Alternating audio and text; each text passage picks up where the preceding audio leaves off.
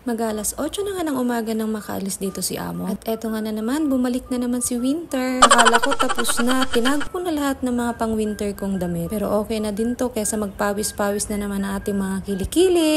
Good morning sa mga feeling Disney princess na naman ng Hong Kong. At eto na nga, panibagong araw na naman para panindigan ng ating pagiging vlogger. Kisa ba magraraman? At bago ko nga umpisahan ng aking trabaho, dito muna ako sa kwarto, ibubuksan ko ang aking bintana at nang makasingaw naman ng amoy utot, makakapasopokit naman. Dito nga sa aking kwarto ay nasa pinakamataas ako or sa rooftop para kung kahit sumigaw-sigaw ako wala silang maririnig. Kapitbahay ko lang ang magre-reklamo. Pagkatapos ko nga dito sa aking kwarto ay lumabas naman muna ako para tignan ng weather. Uy, ang ating floor, basang-basa. Uy, sana all. At buti pa nga ang floor, nabasa na naman, nadiligan na naman. Naman kaming mga OFW, ay naku na naman talaga, oo. Pagkatapos ko nga munang magbuni-muni sa taas ay bumaba na ako at uumpisan ko na nga ang aking trabaho. Siyempre, for today's video ay hindi tayo Disney princess. Gunay-gunay ka na nagadupay aramidom ni Mali.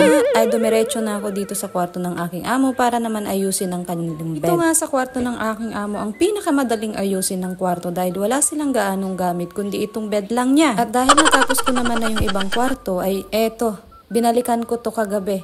Kagabi pa namin to ginagawa. At eto na naman, nai-stress na naman ng witches ninyo. Hindi na tayo nagiging Disney princess. Witch na tayo. At dahil nga ayoko muna ma-stress sa umagang ito, eto, kukunin ko muna at aking isasalang ang aking mga labahin. Para habang nakasalang, nagka-handwash naman ako ng mga damit na amo na galing na ginamit niya sa kanyang work. O diba? Everyday ako nag-handwash. Sinasabi ko sa inyo. Ito nga sa Hong Kong, wala talaga. Mag-handwash talaga tayo. Kayo na ang maswerte na hindi nag-handwash ng mga damit ng amo. Di sana all manan. At eto na nga, at uumpisan ko ng pag-handwash. Ako mag-almusal, tapusin ko na muna yung mga madadaling gawain.